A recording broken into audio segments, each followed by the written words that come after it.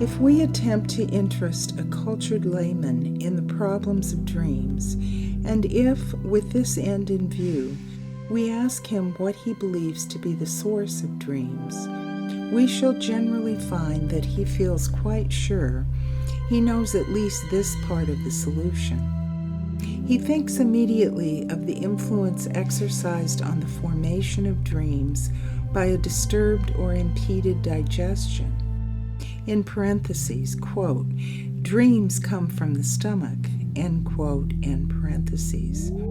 An accidental position of the body, a trifling occurrence during sleep. He does not seem to suspect that even after all these factors have been duly considered, something still remains to be explained. In the introductory chapter, we examined at length the opinion of scientific writers on the role of somatic stimuli in the formation of dreams, so that here we need only recall the results of this inquiry. We have seen that three kinds of somatic stimuli will be distinguished: the objective sensory stimuli, which proceed from external objects, the inner states of excitation of the sensory organs, having only a subjective reality, and the bodily stimuli arising within the body. And we have also noticed that the writers on dreams are inclined to thrust into the background any psychic sources of dreams which may operate simultaneously with the somatic stimuli, or to exclude them altogether. In testing the claims made on behalf of these somatic stimuli, we have learned that the significance of the objective excitation of the sensory organs, whether accidental stimuli operating during sleep, or such as cannot be excluded from the dormant relation of these dream images and ideas to the internal bodily stimuli, and confirmed by experiment, that the part played by the subjective sensory stimuli appears to be demonstrated by the recurrence of hypnagogic sensory images in dreams, and that although the broadly accepted relation of these dream images and ideas to the internal bodily stimuli cannot be exhaustively demonstrated, it is at all events confirmed by the well-known influence which an excited state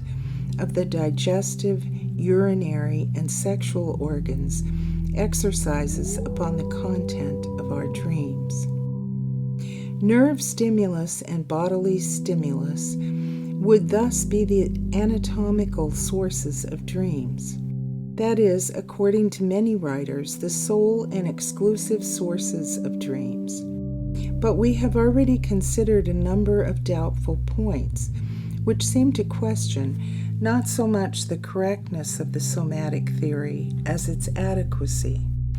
However confident the representatives of this theory may be of its factual basis, especially in respect of the accidental and external nerve stimuli, which may without difficulty be recognized in the dream content, nevertheless they have all come near to admitting that the rich content of ideas found in dreams cannot be derived from the external nerve stimuli alone. In this connection, Miss Mary Whitten Calkins tested her own dreams and those of a second person for a period of 6 weeks and found that the element of external sensory perception was demonstrable in only 13.2% and 6.7% of these dreams, respectively. Only 2 dreams in the whole collection could be referred to organic sensations. These statistics confirm what a cursory survey of our own experience would already have led us to suspect. A distinction has often been made between nerve stimulus dreams, which have already been thoroughly investigated, and other forms of dreams. Spitta, for example, divided dreams into nerve stimulus dreams and association dreams. but it was obvious that this solution remained unsatisfactory unless the link between the somatic sources of dreams and their ideational content could be indicated. In addition to the first objection, that of the insufficient frequency of the external sources of stimulus, a second objection presents itself, namely the inadequacy of the explanations of dreams afforded by this category of dream sources. There are two things which the representatives of this theory have failed to explain. Firstly, why the true nature of the external stimulus is not recognized in the dream, but is constantly mistaken for something else. And secondly, why the result of the reaction of the perceiving mind to this misconceived stimulus should be so indeterminate and variable. We have seen that Strumpel, in answer to these questions, asserts that the mind, since it turns away from the outer world during sleep, is not in a position to give the correct interpretation of the objective sensory stimulus, but is forced to construct illusions on the basis of the indefinite stimulation arriving from many directions. Quote, when by an external or internal nerve stimulus during sleep, a feeling or a complex of feelings, or any sort of psychic process arises in the mind and is perceived by the mind, this process calls up from the mind perceptual images belonging to the sphere of the waking experiences. That is to say, earlier perceptions, either unembellished or with psychic values appertaining to them. It collects about itself, as it were, a greater or lesser number of such images, from which the impression resulting from the nerve stimulus receives its psychic value. In this connection, it is commonly said, as in ordinary language we say of the waking procedure, that the mind interprets in sleep the impressions of nervous stimuli. The result of this interpretation is the so-called nerve stimulus dream. That is, a dream the components of which are conditioned by the fact that a nerve stimulus produces its psychical effect in the life of the mind in accordance with the laws of reproduction. End quote. In all essential points, identical with this doctrine, is Wundt's statement that the concepts of dreams proceed, at all events for the most part, from sensory stimuli, and especially from the stimuli of general sensation, and are therefore mostly fantastic illusions, probably only to a small extent pure memory conceptions raised to the condition of hallucination.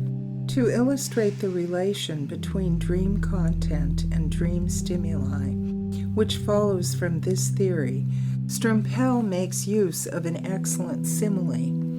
It is, quote, as though 10 fingers of a person ignorant of music were to stray over the keyboard of an instrument, end quote.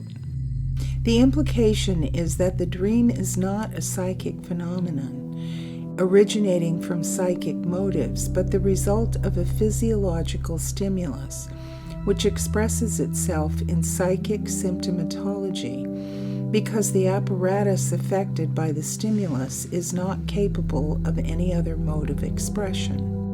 Upon a similar assumption is based the explanation of obsessions, which Maynard attempted in his famous simile of the dial on which individual figures are most deeply embossed.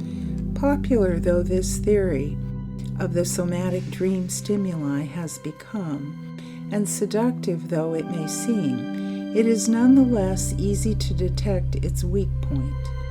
Every somatic dream stimulus which provokes the psychic apparatus in sleep to interpretation by the formation of illusions may evoke an incalculable number of such attempts at interpretation. It may consequently be represented in the dream content by an extraordinary number of different concepts. But the theory of Strumpel and Wundt cannot point to any sort of motive which controls the relation between the external stimulus and the dream concept chosen to interpret it, and therefore it cannot explain the peculiar choice which the stimuli often enough make in the course of their productive activity. Other objections may be raised against the fundamental assumption behind the theory of illusions.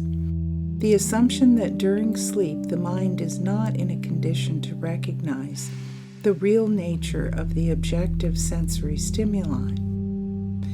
The old physiologist Burdach shows us that the mind is quite capable, even during sleep, of a correct interpretation of the sensory impressions which reach it, and of reacting in accordance with this correct interpretation, inasmuch as he demonstrates that certain sensory impressions which seem important to the individual may be accepted from the general neglect of the sleeping mind, parentheses, as in the example of nurse and child, end parentheses, and that one is more surely awakened by one's own name than by an indifferent auditory impression, all of which presupposes, of course, that the mind discriminates between sensations even in sleep.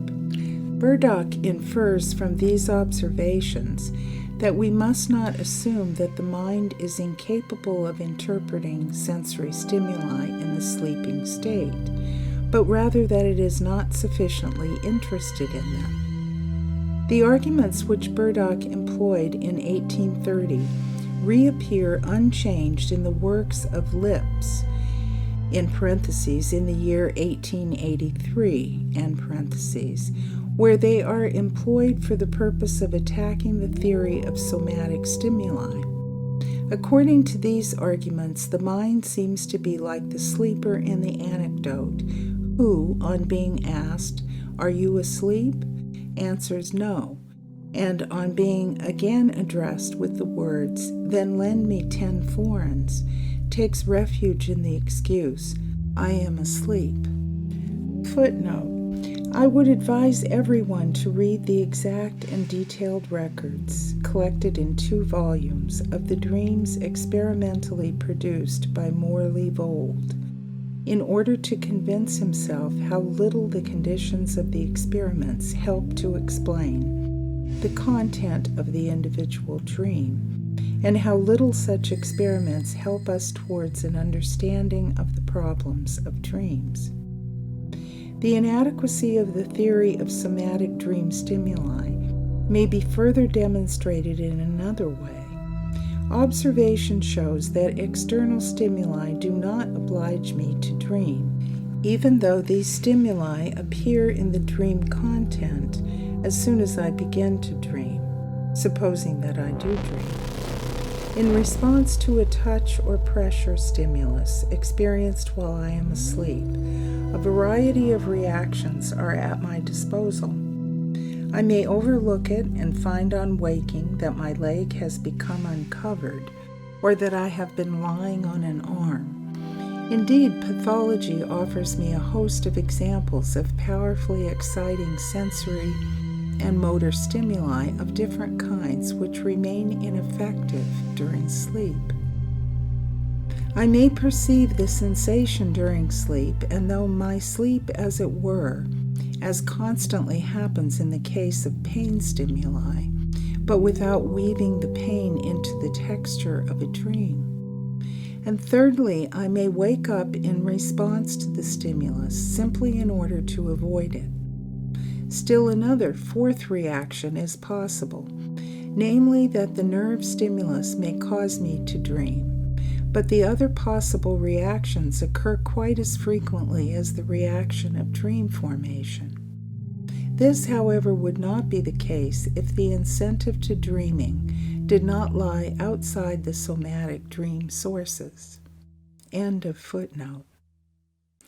Appreciating the importance of the above-mentioned lacunae in the explanation of dreams by somatic stimuli, other writers, Scherner, for example, and, following him, the philosopher Volkite endeavored to determine more precisely the nature of the psychic activities which cause the many-colored images of our dreams to proceed from the somatic stimuli. And in so doing, they approached the problem of the essential nature of dreams as a problem of psychology, and regarded dreaming as a psychic activity. Schirner not only gave a poetical, vivid, and glowing description of the psychic peculiarities which unfold themselves in the course of dream formation, but he also believed that he had hit upon the principle of the method the mind employs in dealing with the stimuli which are offered to it. The dream, according to Schirner, in the free activity of the fantasy which has been released from the shackles imposed upon it during the day, strives to represent symbolically the nature of the organ from which the stimulus proceeds. Thus there exists a sort of dream book, a guide to the interpretation of dreams, by means of which bodily sensations, the conditions of the organs, and states of stimulation may be inferred from the dream images. Quote, "Thus the image of a cat expressed extreme ill temper, the image of pale smooth pastry, the nudity of the body. The human body as a whole is pictured by the fantasy of the dream as a house, and the individual organs of the body as parts of the house. In toothache dreams, a vaulted vestibule corresponds to the mouth, and a staircase to the descent from the pharynx to the esophagus. In the headache dream, a ceiling covered with disgusting toad-like spiders is chosen to denote the upper part of the head." End quote. Quote, "Many different symbols are employed by our dreams for the same organ. Thus the breathing lung finds its symbol in a roaring stove filled with flames, the heart in empty boxes and baskets, and the bladder in round bag-shaped or merely hollow objects. It is of particular significance that at the close of the dream, the stimulating organ or its function is often represented without disguise, and usually on the dreamer's own body. Thus, the toothache dream commonly ends by the dreamer drawing a tooth out of his mouth." End quote. It cannot be said that this theory of dream interpretation has found much favor with other writers. It seems above all extravagant, and so Schirner's readers have hesitated to give it even the small amount of credit to which it is, in my opinion, entitled. As will be seen, it tends to a revival of dream interpretation by means of symbolism, a method employed by the ancients. Only the province from which the interpretation is to be derived is restricted to the human body. The lack of a scientifically comprehensible technique of interpretation must seriously limit the applicability of Schirner's theory. Arbitrariness in the interpretation of dreams would appear to be by no means excluded, especially since in this case also a stimulus may be expressed in the dream content by several representative symbols. Thus, even Schirner's follower Volkite was unable to confirm the representation of the body as a house. Another objection is that here again the dream activity is regarded as a useless and aimless activity of the mind, since according to this theory, the mind is content with merely forming fantasies around the stimulus with which it is dealing, without even remotely attempting to abolish the stimulus. Schirner's theory of the symbolization of bodily stimuli by the dream is seriously damaged by yet another objection. These bodily stimuli are present at all times, and it is generally assumed that the mind is more accessible to them during sleep than in the waking state. It is therefore impossible to understand why the mind does not dream continuously all night long, and why it does not dream every night about all the organs. If one attempts to evade this objection by positing the condition that special excitations must proceed from the eye, the ear, the teeth, the bowels, etc., in order to arouse the dream activity, one is confronted with the difficulty of proving that this increase of stimulation is objective, and proof is possible only in a very few cases. If the dream of flying is a symbolization of the upward and downward motion of the pulmonary lobes, either this dream, as has already been remarked by Strumpel, should be dreamt much oftener, or it should be possible to show that respiration is more active during this dream. Yet a third alternative is possible, and it is the most probable of all, namely that now and again special motives are operative to direct the attention to the visceral sensations which are constantly present. But this would take us far beyond the scope of Scherner's theory.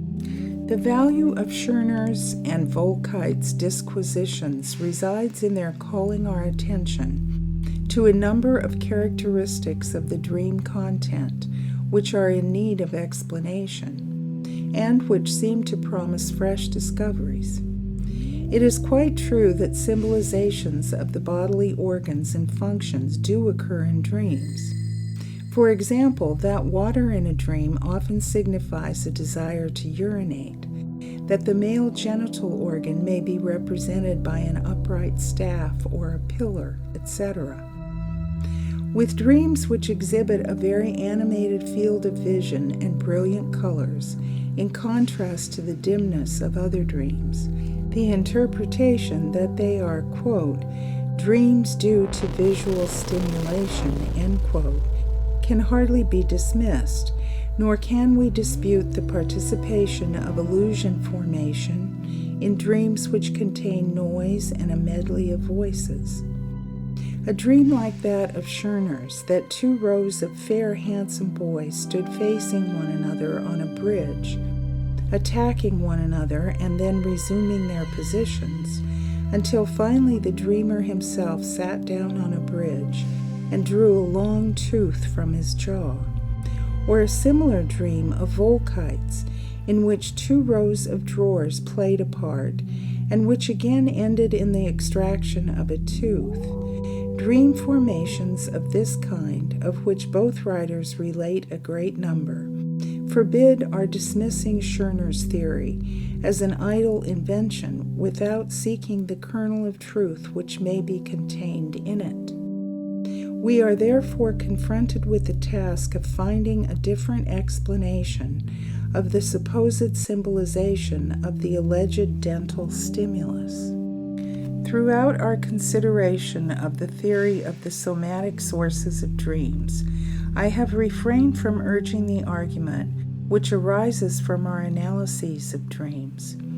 If, by a procedure which has not been followed by other writers in their investigation of dreams, we can prove that the dream possesses intrinsic value as psychic action, that a wish supplies the motive of its formation, and that the experiences of the previous day furnish the most obvious material of its content, any other theory of dreams which neglects such an important method of investigation, and accordingly makes the dream appear a useless and enigmatical psychic reaction to somatic stimuli, may be dismissed without special criticism.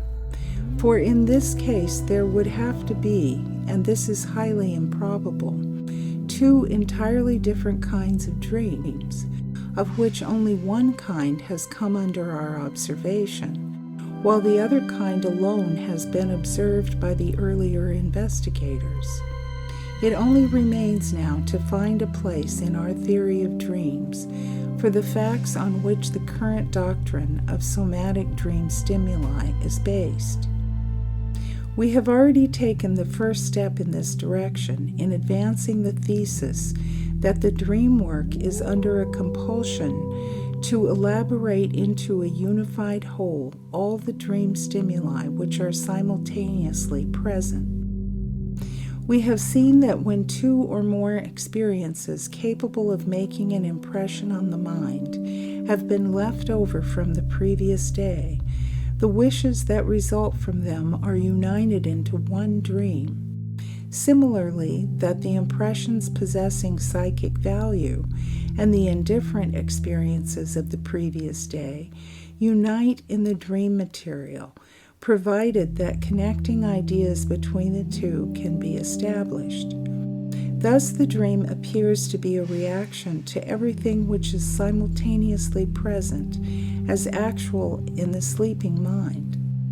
As far as we have hitherto analyzed the dream material, we have discovered it to be a collection of psychic remnants and memory traces, which we were obliged to credit on account of the preference shown for recent and for infantile material, with a character of psychological actuality, though the nature of this actuality was not at the time determinable. We shall now have little difficulty in predicting what will happen when to these actualities of the memory fresh material in the form of sensations is added during sleep. These stimuli, again, are of importance to the dream because they are actual. They are united with the other psychic actualities to provide the material for dream formation. To express it in other words, the stimuli which occur during sleep are elaborated into a wish fulfillment, of which the other components are the psychic remnants of daily experience with which we are already familiar. This combination, however, is not inevitable. We have seen that more than one kind of behavior toward the physical stimuli received during sleep is possible. Where this combination is effected, a conceptual material for the dream content has been found, which will represent both kinds of dream sources, the somatic as well as the psychic. The nature of the dream is not altered when somatic material is added to the psychic dream source. It still remains a wish fulfillment, no matter how its expression is determined by the actual material available. I should like to find room here for a number of peculiarities which are able to modify the significance of external stimuli for the dream. I imagine that a cooperation of individual physiological and accidental factors, which depend on the circumstances of the moment, determines how one will behave in individual cases of more intensive objective stimulation during sleep.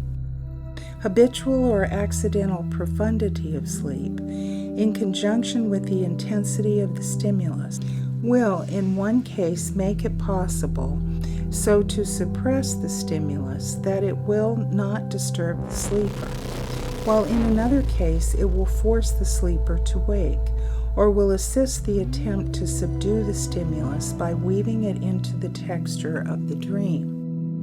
In accordance with the multiplicity of these constellations, external objective stimuli will be expressed more rarely or more frequently in the case of one person than in that of another.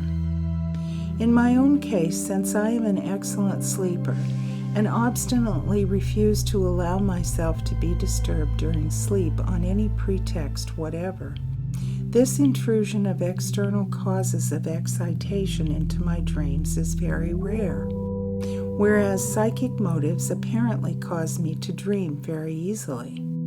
Indeed, I have noted only a single dream in which an objective, painful source of stimulation is demonstrable, and it will be highly instructive to see what effect the external stimulus had in this particular dream.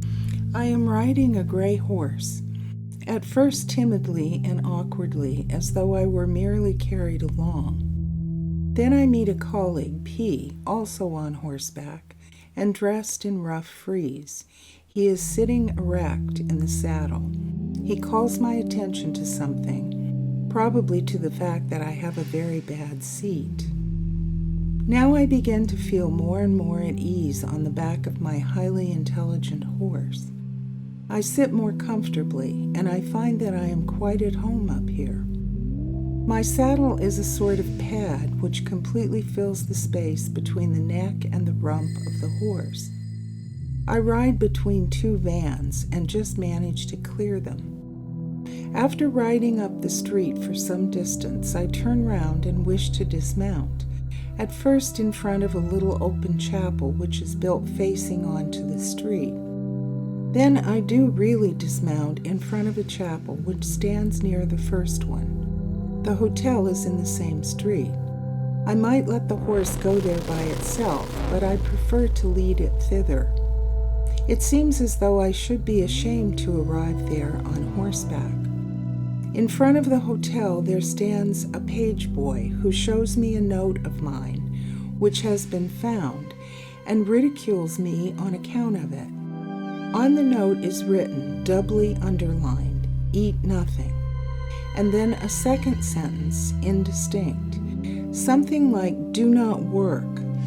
At the same time, a hazy idea that I am in a strange city in which I do not work. It will not at once be apparent that this dream originated under the influence, or rather under the compulsion, of a pain stimulus. The day before, however, I had suffered from boils, which made every movement a torture, and at last a boil had grown to the size of an apple at the root of the scrotum, and had caused me the most intolerable pains at every step. A feverish lassitude, lack of appetite, and the hard work which I had nevertheless done during the day had conspired with the pain to upset me.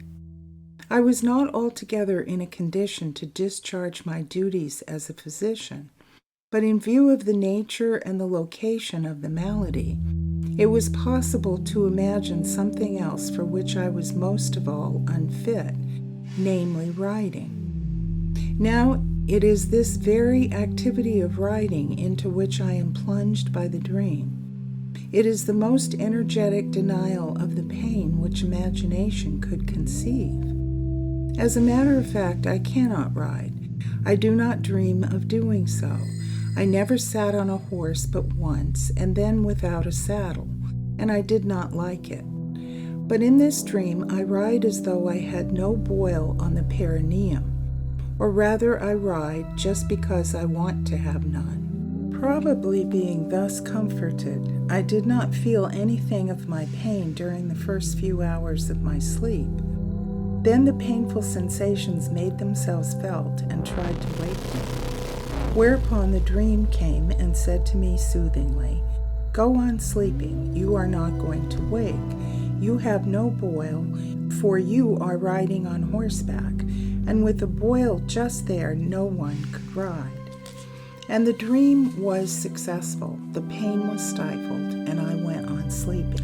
But the dream was not satisfied with suggesting away the boil by tenaciously holding fast to an idea incompatible with the malady, thus behaving like the hallucinatory insanity of a mother who has lost her child, or of a merchant who has lost his fortune. In addition, the details of the sensation denied and of the image used to suppress it serve the dream also as a means to connect other material actually present in the mind with the situation in the dream, and to give this material representation.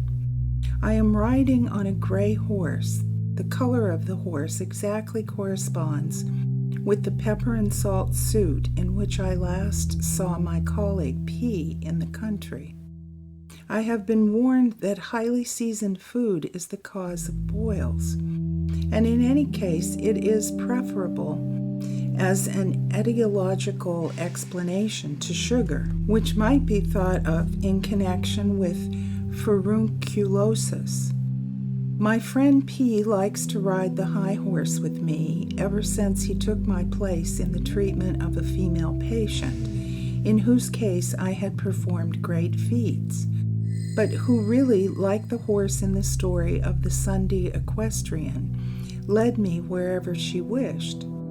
Thus the horse comes to be a symbolic representation of a lady patient. In the dream, it is highly intelligent. I feel quite at home refers to the position which I occupied in the patient's household until I was replaced by my colleague P.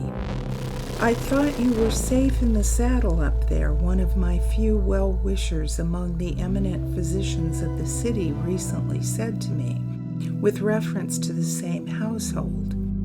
And it was a feat to practice psychotherapy for 8 to 10 hours a day while suffering such pain. But I know that I cannot continue my peculiarly strenuous work for any length of time without perfect physical health.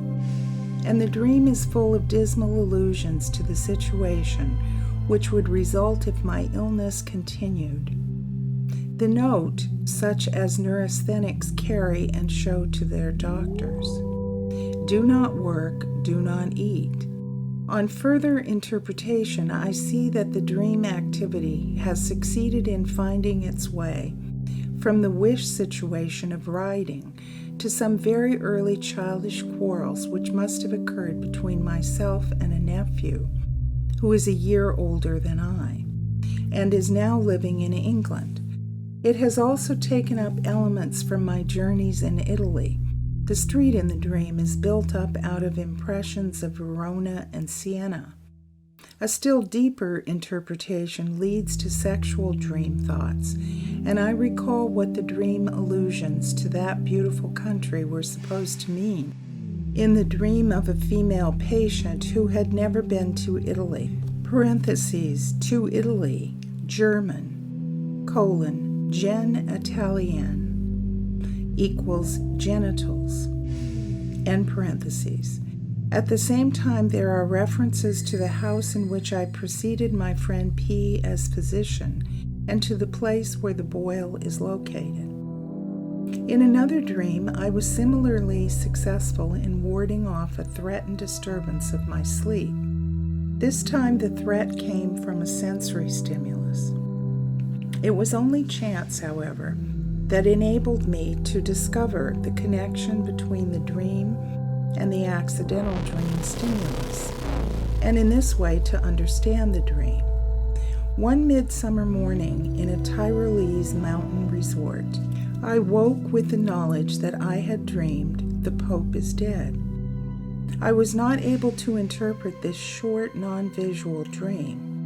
I could remember only one possible basis of the dream, namely, that shortly before this, the newspapers had reported that His Holiness was slightly indisposed. But in the course of the morning, my wife asked me, "Did you hear the dreadful tolling of the church bells this morning?" I had no idea that I had heard it, but now I understood my dream. It was the reaction of my need for sleep to the noise by which the pious Tyroleans were trying to wake me.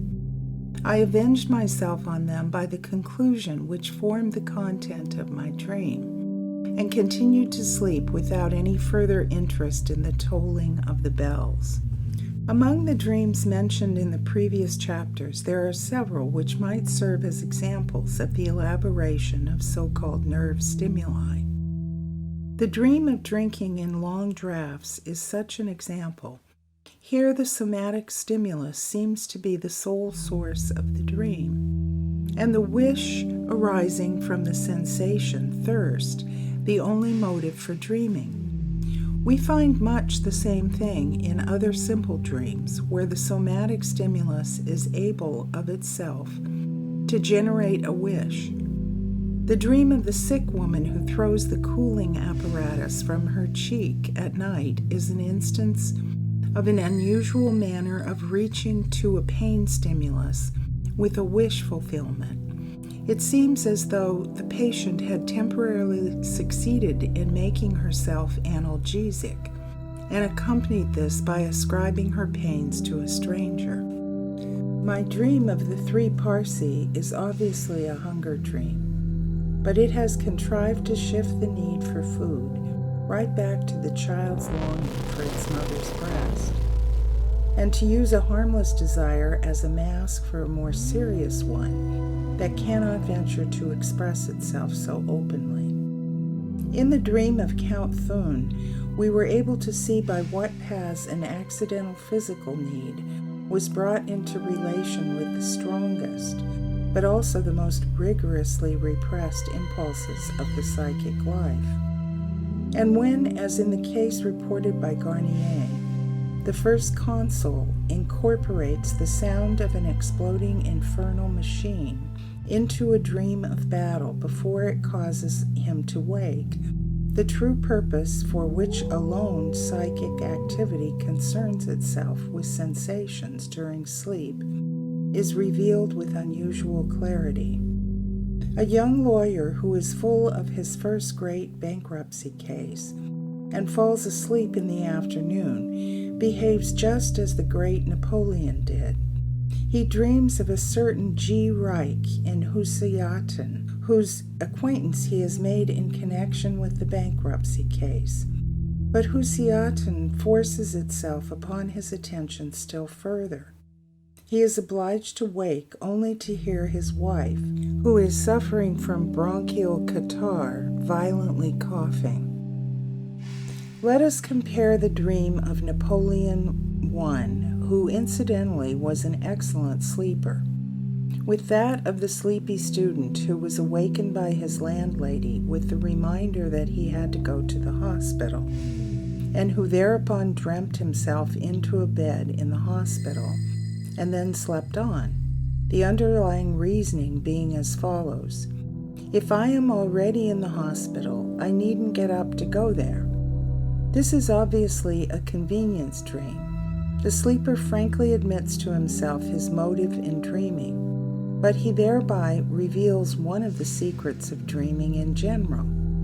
In a certain sense, all dreams are convenience dreams. They serve the purpose of continuing to sleep instead of waking. The dream is the guardian of sleep, not its disturber.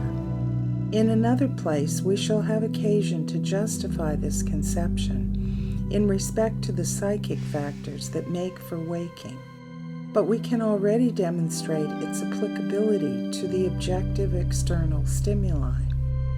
Either the mind does not concern itself at all with the causes of sensations during sleep, if it is able to carry this attitude through as against the intensity of the stimuli and their significance, of which it is well aware, or it employs the dream to deny these stimuli, or thirdly, if it is obliged to recognize the stimuli, it seeks that interpretation of them which will represent the actual sensation as a component of a desired situation, which is compatible with sleep.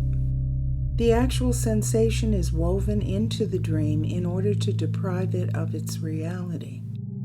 Napoleon is permitted to go on sleeping if it is only a dream memory of the thunder, of the guns at Arcole, which is trying to disturb him. The two sources from which I know of this dream do not entirely agree as to its content. The wish to sleep, to which the conscious ego has adjusted itself, and which, together with the dream censorship and the secondary elaboration to be mentioned later, represents the ego's contribution to the dream, must thus always be taken into account as a motive of dream formation, and every successful dream is a fulfillment of this wish. The relation of this general, constantly present and unvarying sleep wish to the other wishes, of which now one and now another is fulfilled by the dream content, will be the subject of later consideration. In the wish to sleep, we have discovered a motive capable of supplying the deficiency in the theory of Strumpel and Wundt, and of explaining the perversity and capriciousness of the interpretation of the external stimulus. The correct interpretation, of which the sleeping mind is perfectly capable, would involve active interest and would require the sleeper to wake. Hence, of those interpretations which are possible at all, only such are admitted as are acceptable to the dictatorial censorship of the sleep wish. The logic of dream situations would run, for example, it is the nightingale and not the lark. For if it is the lark, love's night is at an end. From among the interpretations of the stimulus, which are thus admissible, that one is selected which can secure the best connection with the wish impulses that are lying in wait in the mind. Thus, everything is definitely determined, and nothing is left to caprice. The misinterpretation is not an illusion, but, if you will, an excuse. Here again, as in substitution by displacement in the service of the dream censorship, we have an act of deflection of the normal psychic procedure. If the external nerve stimuli and the inner bodily stimuli are sufficiently intense to compel psychic attention, they represent, that is, if they result in dreaming at all and not in waking, a fixed point for dream formation, a nucleus in the dream material, for which an appropriate wish fulfillment is sought, just as mediating ideas between two psychical dream stimuli are sought. To this extent, it is true of a number of dreams that the somatic element dictates the dream content. In this extreme case, even a wish that is not actually present may be aroused for the purpose of dream formation. But the dream cannot do otherwise than represent a wish in some situation as fulfilled. It is, as it were, confronted with the task of discovering what wish can be represented as fulfilled by the given sensation.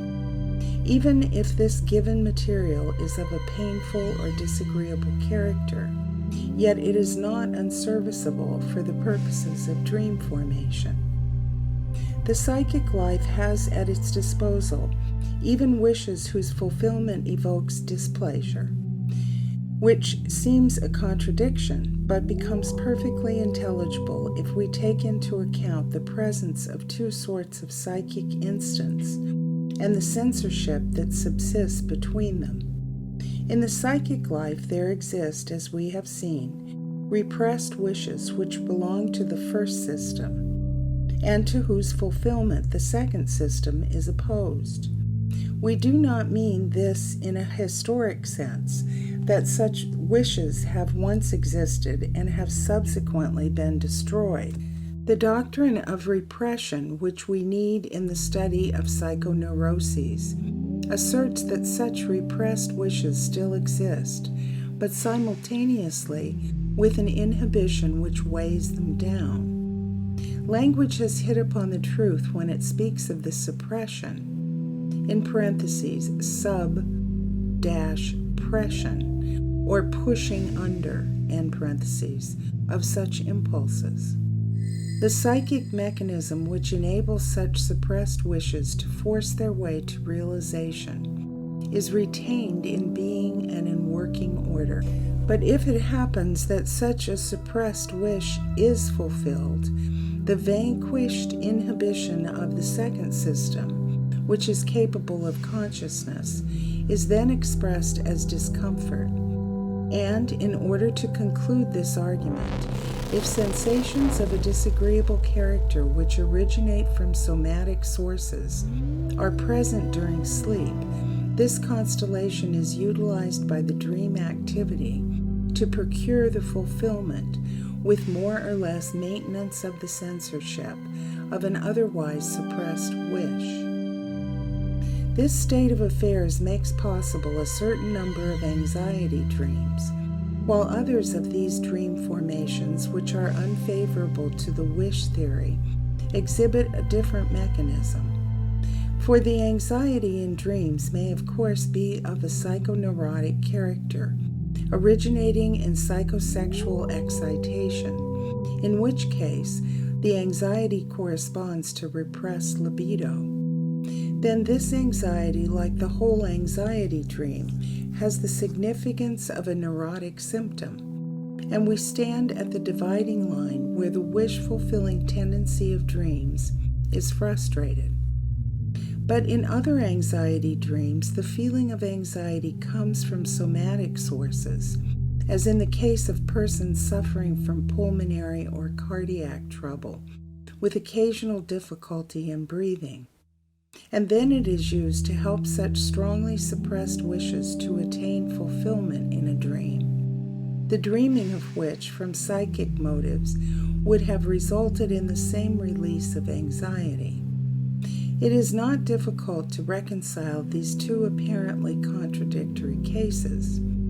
When two psychic formations, an affective inclination and a conceptual content, are intimately connected, either one being actually present will evoke the other, even in a dream.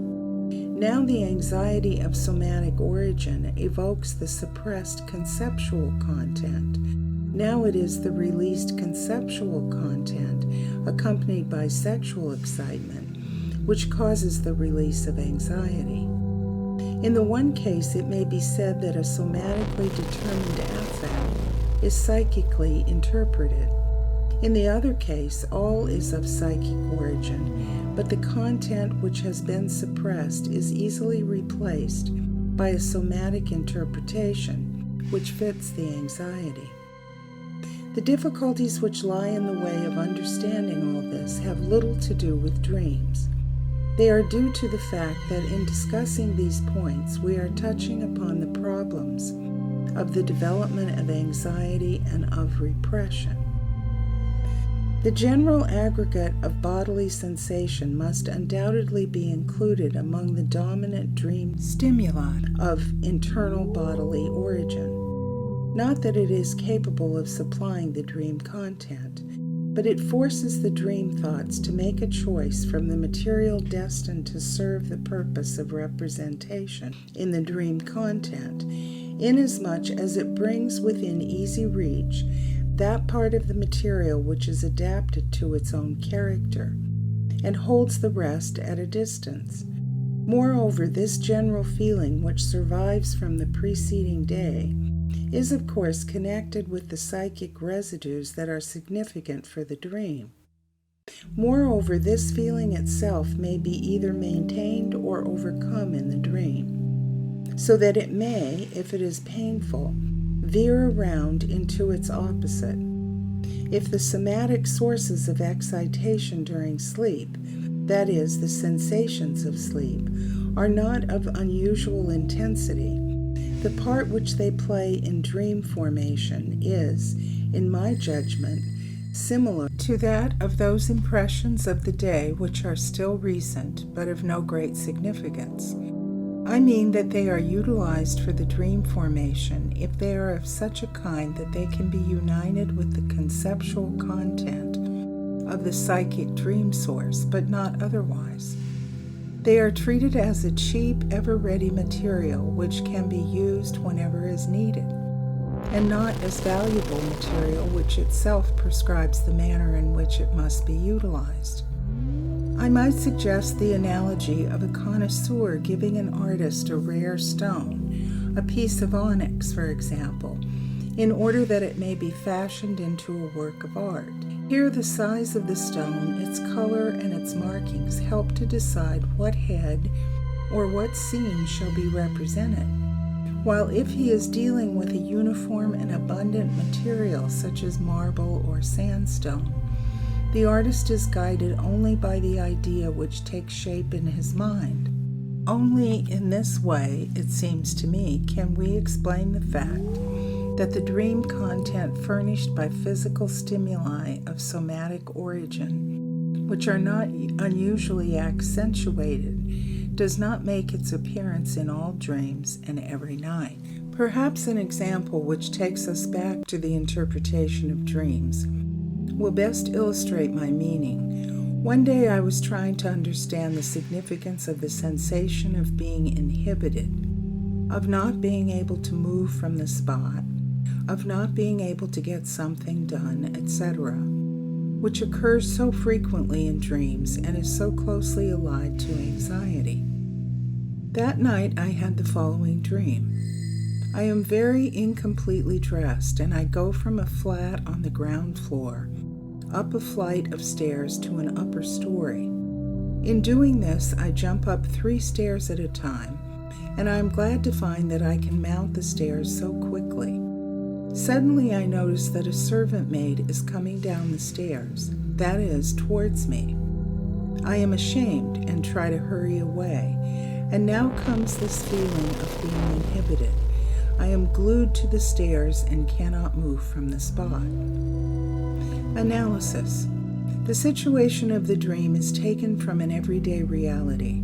In a house in Vienna, I have 2 apartments which are connected only by the main staircase. My consultation rooms and my study are on the raised ground floor, and my living rooms are on the first floor. Late at night, when I have finished my work downstairs, I go upstairs to my bedroom. On the evening before the dream, I had actually gone this short distance with my garments in disarray. That is, I had taken off my collar, tie, and cuffs. But in the dream, this had changed into a more advanced, but, as usual, indefinite degree of undress. It is a habit of mine to run up 2 or 3 steps at a time. Moreover, there was a wish fulfillment recognized even in the dream, for the ease with which I run upstairs reassures me as to the condition of my heart. Further, the manner in which I run upstairs is an effective contrast to the sensation of being inhibited which occurs in the second half of the dream. It shows me, what needed no proof, that dreams have no difficulty in representing motor actions fully and completely carried out. Think, for example, of flying in dreams. But the stairs up which I go are not those of my own house. At first I do not recognize them. Only the person coming towards me informs me of their whereabouts. This woman is the maid of an old lady whom I visit twice daily in order to give her hypodermic injections. The stairs, too, are precisely similar to those which I have to climb twice a day in this old lady's house. How do these stairs and the woman get into my dream? The shame of not being fully dressed is undoubtedly of a sexual character. The servant of whom I dream is older than I, surly and by no means attractive. These questions remind me of the following incident. When I pay my morning visit at this house, I am usually seized with a desire to clear my throat. The sputum falls on the stairs. There is no spittoon on either of the 2 floors, and I consider that the stairs should be kept clean, not at my expense, but rather by the provision of a spittoon. The housekeeper, another elderly, curmudgeonly person, but, as I willingly admit, a woman of cleanly instincts, takes a different view of the matter. She lies in wait for me to see whether I shall take the liberty referred to, and if she sees that I do, I can distinctly hear her growl. For days thereafter, when we meet, she refuses to greet me with the customary signs of respect.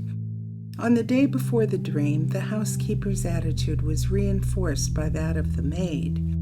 I had just furnished my usual hurried visit to the patient when the servant confronted me in the anteroom, observing, "You might as well have wiped your shoes today, doctor, before you came into the room. The red carpet is all dirty again from your feet." This is the only justification for the appearance of the stairs and the maid in my dream. Between my leaping upstairs and my spitting on the stairs, there is an intimate connection. Pharyngitis and cardiac troubles are both supposed to be punishments for the vice of smoking, on account of which vice my own housekeeper does not credit me with excessive tidiness, so that my reputation suffers in both the houses, which my dream fuses into one. I must postpone the further interpretation of this dream until I can indicate the origin of the typical dream of being incompletely clothed. In the meantime, as a provisional deduction from the dream just related, I note that the dream sensation of inhibited movement is always aroused at a point where a certain connection requires it. A peculiar condition of my